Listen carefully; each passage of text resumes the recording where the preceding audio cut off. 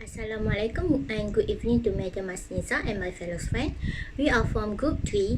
Today our group will present about the chapter 25, which is Other Assurance and Services.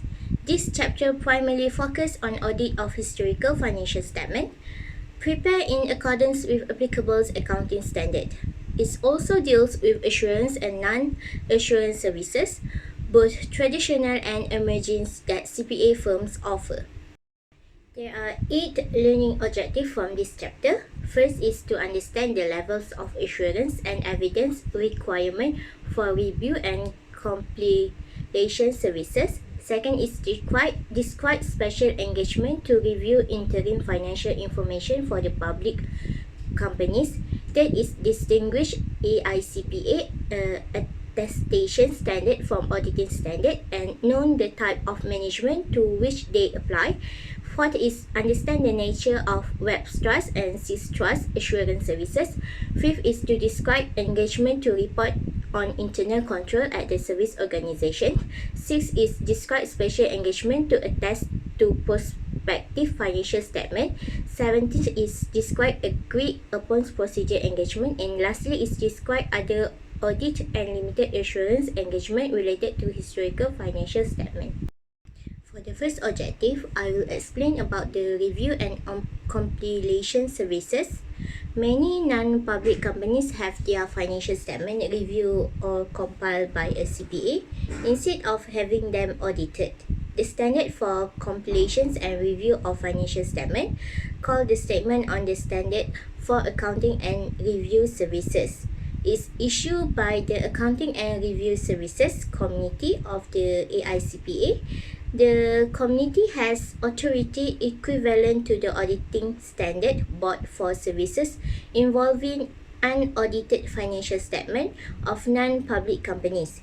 Because they are doing audit, SSARCA, to CPA performance review and compilation services as accountant, not auditor. Other than that, the assurance provided by the compilation and the review is considerably below that of audit. Less evidence is required for these services and they can be provided at a lower fee than an audit.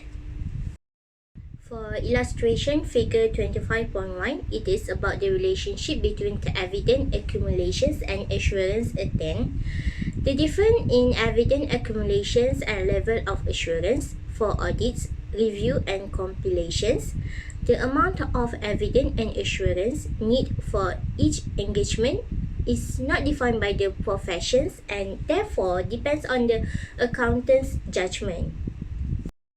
Next, I will proceed to the review services engagement letter allow the accountants to express limited assurance that the financial statements are in accordance with applicable accounting standard, including appropriate information, disclosure or other comprehensive basis of accounting. CPA must be independent of the client for review service engagement. Next is about the procedure suggested for review. The review engagement consists of primarily of inquiries of management's analytical procedure, substantial fewer procedure than those requirement for an audit. First is to obtain the knowledge of the accounting principle and practices of the client industry. The accountants can study AICPA industry guidance or other sources of obtained industry knowledge. Second is obtain the knowledge of the clients. The information should be about the nature of the client's business transactions, its accounting records and employees, the accounting principles and practices used by the client and the content of the financial statement. Third is make inquiries of the management. Inquiry is the most important review procedure. The objective is to determine whether the financial statements are fairly presented, assuming that management does not intend to deceive the accountants. Inquiries must be made of the appropriate client personnel and typically involve discussion, such as the following illustrative inquiries. First is describe your procedure for recording, classifying and summarizing transaction and disclosing information in the statement. Second is what unusual or significant transaction occur this year, including important action taken at the meeting of stakeholders and the board of directors. Third is each account on the financial statement prepared in conformity with the accounting standard and consistently applied. And the last is, do you have knowledge of an actual or suspected fraud? For the fourth is performs analytical procedure. Based on the accountant's understanding of the industry and knowledge of the client, the accountant design and perform analytical procedure. This identify the relationship and individuals item that appear to be unusual. As unusual trends are noted, the accountant engaged in further inquiries with the client personnel to obtain explanation for any unexpected relationship. Fifth is obtain the letter of representations. The accountant is required to obtain a letter of representation from members of management who are knowledgeable about the financial matter. And the last is prepare documentations. The accountant should prepare documentations that is sufficient in details to provide a clear understanding of the work's performance, the review evidence obtained and its sources, and the conclusion reached. Documentation should include the engagement letter, analytical procedure performance, significant matters covered in the inquiries with management, significant findings and issues, communication with the management or other regarding possible fraud, and the representations later. Based on the sixth procedure, that accountant may become concerned that information is incorrect, incomplete, or otherwise unsatisfactory. It's also additional procedure should be performed before the accountants issue the standard review service report.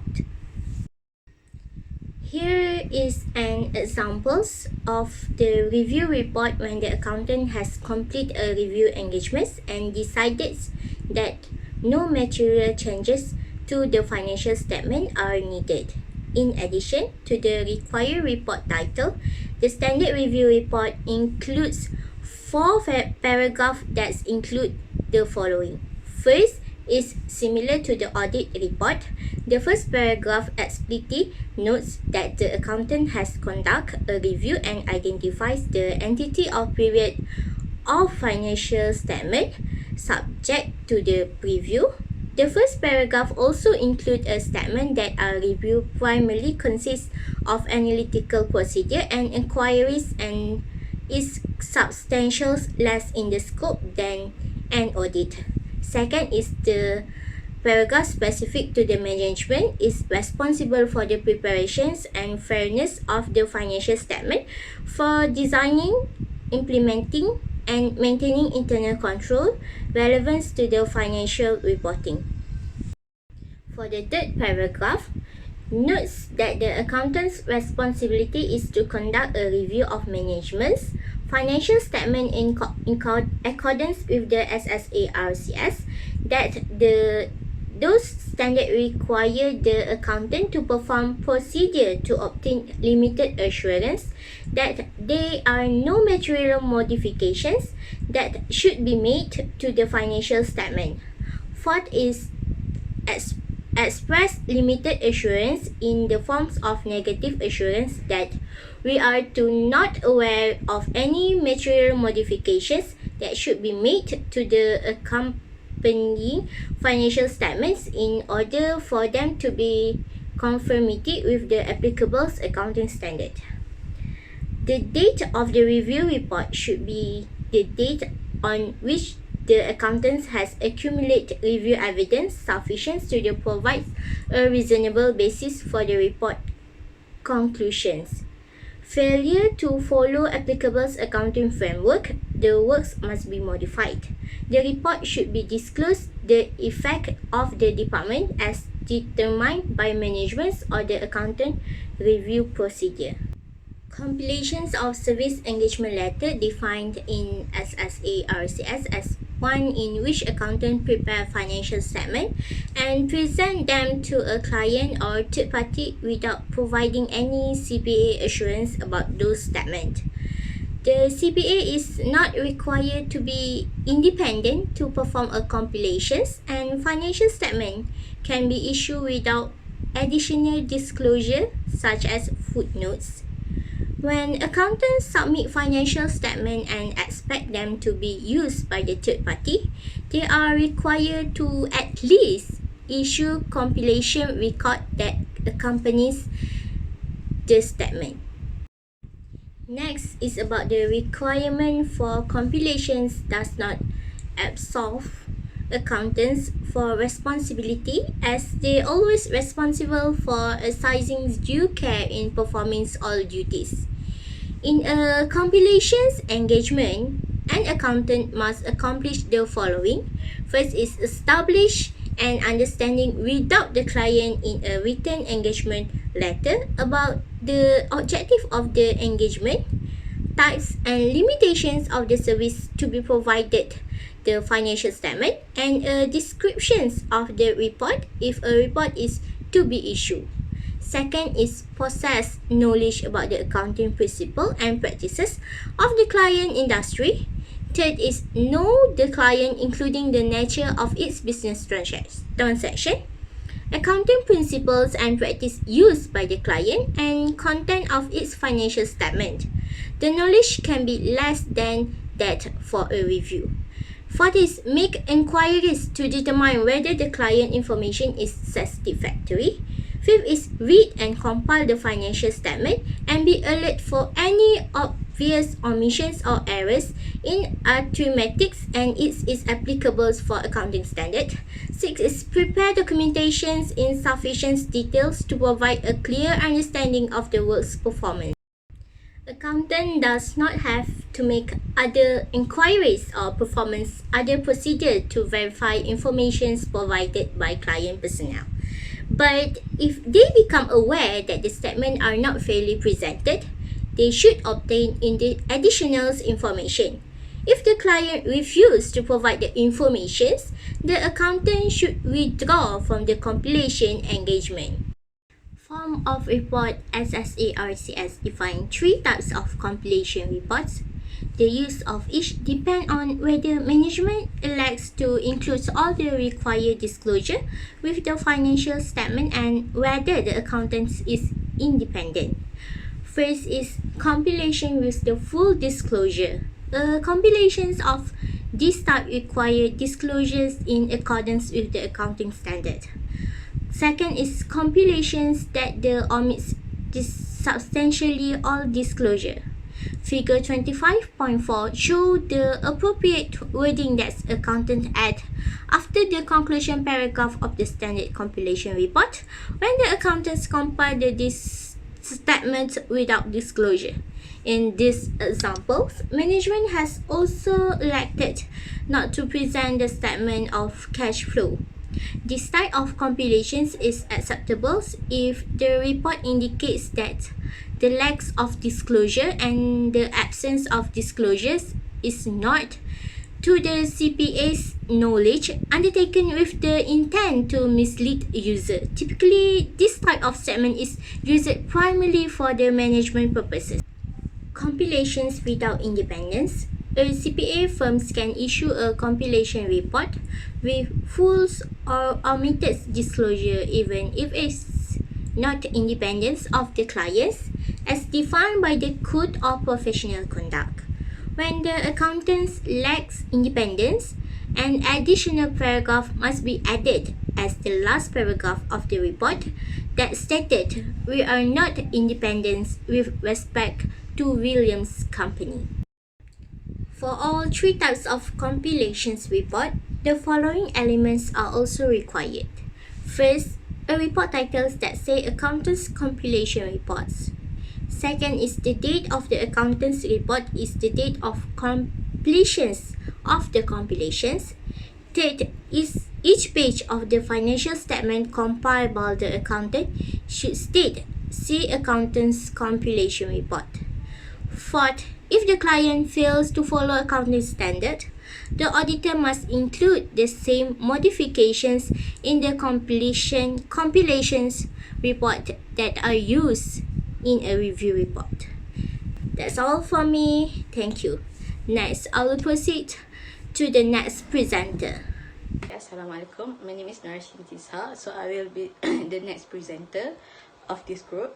So I will be explaining on the learning objective 2 and also learning objective 3. So the first one is learning objective 2, which is distinguishing special engagement to review interim financial statements or financial information for public companies. So the first point is the SEC has required quarterly financial statements to be reviewed by the company's external auditor prior to the company's filing of the form 10Q with SEC. So the SEC also requires a note to account in the annual audited financial statements, disclosing quarterly in sales, gross profit, income, and also earning per share for the past 2 years. So note to account in the annual statements is labeled as unaudited. So point number 2 is in the reviews and under statements of standards for accounting and review services, which is SSARS, a public company interim review includes 5 requirements for review service engagement. So here I will explain to you each one of these 5 requirements. So the first one is to obtain knowledge of the accountings of the principles of the client's industry. The second one is obtain knowledge of the clients. The third one is make inquiries of the management. The fourth one is perform analytical procedure, and also the last one is obtain a letter of representation. Okay, so the next point is reviews for public companies do not have basis for expressing a positive form opinion. And also the last point is the review is conducted according to the international standards of review engagement, which is ISRE 2410. So now I will be continuing on the next part, which is learning objective 3. So in this learning objective, I will be explaining on the attestation engagement. So in an attestation engagement, the CPS report on the reliability of information of an assertions made by another party. So for example, when a bank requests a CPA to report in writing whether an audit client has adhered all the requirements of the loan agreement. So the AICPA has issued 11 attestation standards that parallel the 10 generally accepted auditing standard, which is GAAP. So the attestation standards are stated in sufficiently general terms to enable CPS to apply them to any attestation engagements, including new types of engagements that may arise. So here, what is attestation standards? So attestation standard is to provide additional guidance for doing attestation engagements, which is the auditing standards board of the AICPA has issued a statement of standard for attestation engagement, which is SSEE. So in general, auditing standards applied to attestations may deal with providing assurance on historical financial statements, including one or more parts of those statements. So the auditing standards board has decided not to attempt to define the potential boundaries of attestation engagements, except in conceptual terms, because of the new services are likely to arise. So, the AICPA and also the Canadian Institute of Chartered Accountants (CICA) before this have jointly to develop assurance services related to e-commerce and also information technology. So this group of services have known as a web trust and also systrust. So these services perform under these attestation standards. So about this web trust and also sys trust, it will be explained by my other group members. So AICPA has developed specific attestation standards in this following area that I will be explained to you. So the first area is prospective financial statements, reports on internal controls at service organization, pro forma financial information, reports on internal control over the financial operating for private companies, compliance with law and also regulations, agreed upon procedure engagement, and also the last one is management discussion and also analysis. So standards are necessary for this type of arrangement or engagement because CPA has already performed these services in sufficiently large numbers to need more specific guidance than the general attestation standards provide. So attestation standards define 3 levels of engagement, which is the first one is examination, the second one is a review, and also the third one is agreed upon procedure engagement. Okay, so the first one is examination, which is a result in a positive conclusion, which is CPA has made a direct statement about whether the presentation of the assertions taken as a whole conforms to the applicable criteria. While in CPA, in review, CPA has provided a negative assurance conclusion. So for a negative conclusion or a negative assurance report, the CPA's report states whether any information came to the CPA's attention to indicate that the assertions are not presented in all material or in all material respects in conformity with the applicable criteria. So the last one is the agreed upon procedure engagement. So all procedure of the that CPA will perform are agreed upon the CPA, the responsible party making the assertion, and also the specific person who are intended users of the CPA's report. So accordingly, this report is only limited in their distribution to only the involved parties who knows the procedure of the CPAs will perform and the level of the assurance resulting from them. So that's all from me. I will pass to the next presenter. Thank you. Hi, Assalamualaikum. My name is Razanna Hanim binti Khairul Nizam, and I will proceed with understanding the nature of web trust and site trust assurance services. So the first one is web trust services.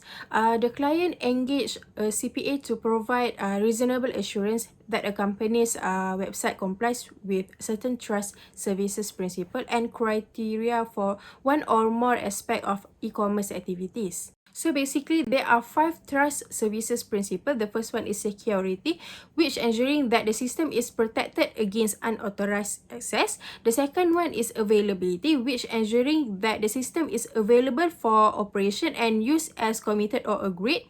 Third is processing integrity, which ensuring that system processing is complete, accurate, timely, and authorized. Next is online privacy, which ensuring that personal information obtained as a result e-commerce is collected, used, disclosed, and retained as committed or agreed. Last but not least is confidentiality, which ensuring that information designed as confidential is protected as committed or agreed. Next is site trust services. So licensed CPA evaluates a company's computer system using the trust services principle and criteria. They also provide assurance to management, directors, or any third parties about the reliability of information system used to generate real-time information. So we move to describe engagement to report on internal control at service organization. As for internal control at service organization, there are 2 types of report. The first one is report on the design of control, and the second one is report on the operating effectiveness of control. So basically, for the type 1 report, which is a report on the design of control, the service auditor express an opinion about the fairness of the description of the service and suitability of the design of control. They also obtains and reads the system description prepared by the organization's company or management and assesses whether the description is fairly stated. So for type 2 report, which is report on the operating effectiveness of control, the service auditor will perform tests of operating effectiveness of the controls. So they will also perform a test of control using procedures similar to those described in earlier chapters to obtain sufficient appropriate evidence about the operating effectiveness of those control. So basically, internal control reports at service organization is under International Standards of Assurance Engagement ISAE 3402. Hello everyone, my name is Nur Syakirah binti Nor Azhar. Let's talk about special engagement to attest prospective financial statement. Attest refers to provide or serve as clear evidence of. So what actually are we going to need to attest? As implied by the term, prospective financial statement to predicted or expected financial statement in some future period in income statement or at some future date in balance sheet. Most CPAs believe there are significant opportunities and potential risks for auditors to provide credibility to prospective financial information. It is widely accepted that users want reliable prospective information to aid their decision making. If auditors can improve the reliability of the information risk may be reduced in the same way it is in audits of historical financial statements. MICPA attestation standards define two general types of prospective financial statements. These two are forecast and projection. Forecasts are prospective financial statements that present an entity's expected financial position, result of operation, and cash flows to the best of the responsible party's knowledge and belief. It is based upon assumption reflecting the condition that the business expects to exist and the course of action reasonably expected to be followed. However, projection is prepared to present one or more hypothetical course of action that the business might follow. For example, projected financial statements might assume the company is able to increase of its primary product by 10% with no reduction in units sold. Next, prospective financial statements are prepared for one of two audiences, general and limited. General use statements are prepared for use by any third party for the sale of hospital bonds, while limited use statements are prepared solely for third parties with whom the responsible party is dealing directly, such as bank loan application document. Forecasts can be provided for both general and limited use. However, projections are restricted to the latter because limited users are in better position to understand the prospective statements and related assumptions than other parties. MICPA attestation standards prohibit a CPA firm from performing a review of a forecast or projection because a review service implies the CPA can be moderately satisfied about both the computational accuracy of the projection and the assumption on which the projection is based. To avoid confusing among users, the MICPA created more specific attestation standards prescribing the following types of engagement for prospective financial statement. These types of engagement are an examination engagement in which the CPA obtains satisfaction as to the completeness and reasonableness of all assumptions. Second, a compilation engagement in which the CPA is primarily involved with the computational accuracy of the statement and not the reasonableness of the assumption. The third one, An agreed upon procedure engagement in which the CPA and all users of the statement agree on specific limited attestation procedure. Only an examination of prospective statement is included in this chapter. For examination of forecast and projection, there are 4 elements. The first one, evaluating the preparation of the prospective financial statement. The second one, evaluating the support underlying the assumptions. The third one, evaluating the presentation of the prospective financial statement for conformity with BIPA presentation guidelines. And the fourth one is issuing an examination report.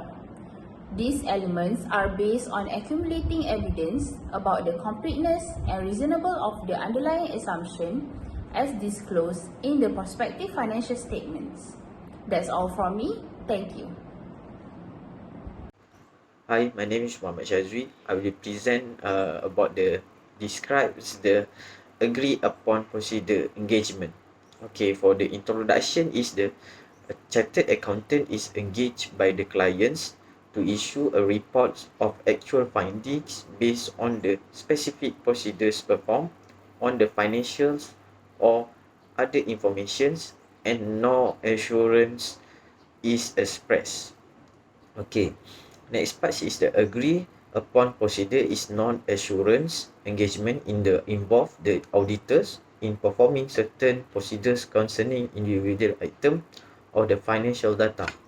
Okay, the objective of the agree upon procedures engagement is for the auditors to carry out the procedures of an audit nature to which the auditor and the responsible entity and the appropriate parties have agreed. The accountant should comply with the code of ethics for the professional accountant that regulated by the MIA, such as integrity and objectivity.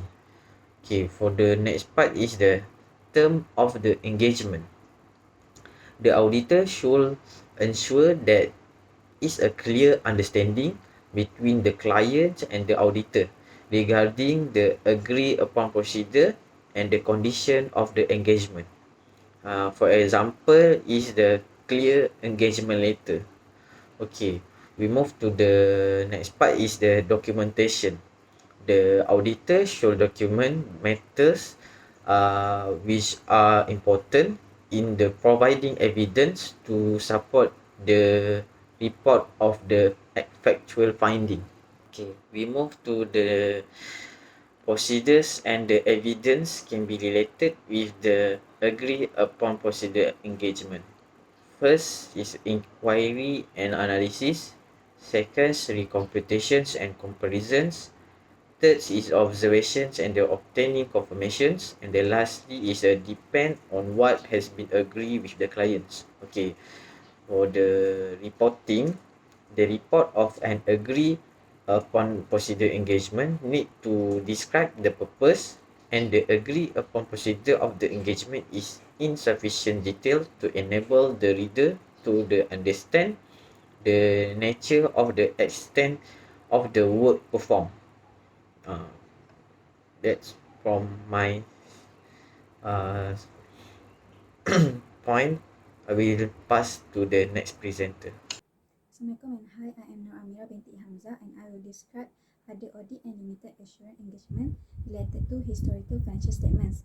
Now that we have discussed compilation and review services for non-public companies as well as reviews of interim financial information for public companies, we will examine other types of audit and attestation services that fall within the auditing standards but are not audits of historical financial statements in accordance with IFRS. Some of these services include audits of financial statements prepared on another comprehensive basis of accounting, OCBOA, audits of specified elements, accounts or items, and debt compliance letters.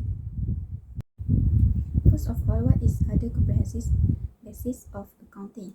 Other comprehensive basis of accounting is a basis of accounting other than IFRS that is used to generate financial statements which include reports may be issued, include include a definite set of criteria having substantial support, cash or modified cash basis, income tax basis, regulatory agency basis, and financial reporting framework for small and medium-sized businesses.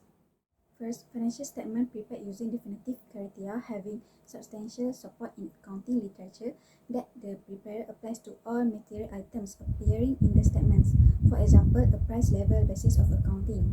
Second, with cash basis accounting, only cash received and disbursement are recorded. Under the modified cash basis of accounting, the cash basis is followed except for certain items such as fixed assets and depreciation. And the third, income tax basis. The same measurement rules used for filing tax returns are often used for financial statement preparation, even though this is not in accordance with IFRS. The fourth, regulatory agency basis is a basis of accounting companies use under the rules of a regulatory commission, example, insurance companies. And the last is the fifth, financial reporting framework for small and medium-sized businesses. This framework draws upon a blend of traditional accounting principles and accrual income tax methods of accounting. Now we move to specified elements, accounts or items. Auditors are often asked to audit and issue reports on specific aspects of financial statement. A common example is a report on the audit of sales of a retail store in a shopping center to be used as a basis of rental payments. Other common examples include reports on royalties, profit participation, and provision for income taxes. The audit of specified elements, accounts or items is also much like an ordinary audit of financial statement, except it is applied to less than the full financial statements. Materiality is defined in terms of the elements, accounts or items being audited rather than for the overall statements. For example, if the sales account is being reported on separately, a smaller misstatement will be considered more material than it is when sales are one of many accounts in a full financial statement audit. Besides, auditors must extend their audit efforts to include other elements, accounts or items that are interrelated with those that are being audited. For example, in expressing an opinion on sales, the auditor must also consider the effect of accounts receivable on sales. Next, we go to the last other audit services, which is debt compliance letters and similar reports. Clients occasionally enter into loan agreements that require them to provide the lender with a report from a CPA about the existence or non-existence of some condition. For example, a bank may require a company to maintain a certain amount of working capital at a specified date and to obtain an audit report that states whether the company complied with the stated working capital requirements. So, auditors may issue reports on debt compliance and similar engagement as separate reports or by adding a paragraph after the opinion paragraph as a part of a report that expresses their opinion on the financial statements. In either case, the auditor must observe the following matters in such engagements. First, auditors must be qualified to evaluate whether the client has met the provisions in the engagement. In the audit of a debt compliance agreement, auditors are normally qualified to evaluate whether the principals and interest payments were made when due. Second, whether the proper limitations were maintained on dividends, working capital, and debt ratios. And the third is whether the accounting records were adequate for conducting an ordinary audit. However, auditors are not qualified to determine whether the client has properly restricted its business activities to the requirements of an agreement or if it has title to pledged property. Second, the auditor should provide a debt compliance letter only for a client for whom the auditor has done an audit of the overall financial statements. And the third, the auditor's opinion is a negative assurance stating that nothing came to the auditor's attention that would lead the auditor to believe there was non-compliance. Now, we have reached to the end of my part. That's all from me. Thank you.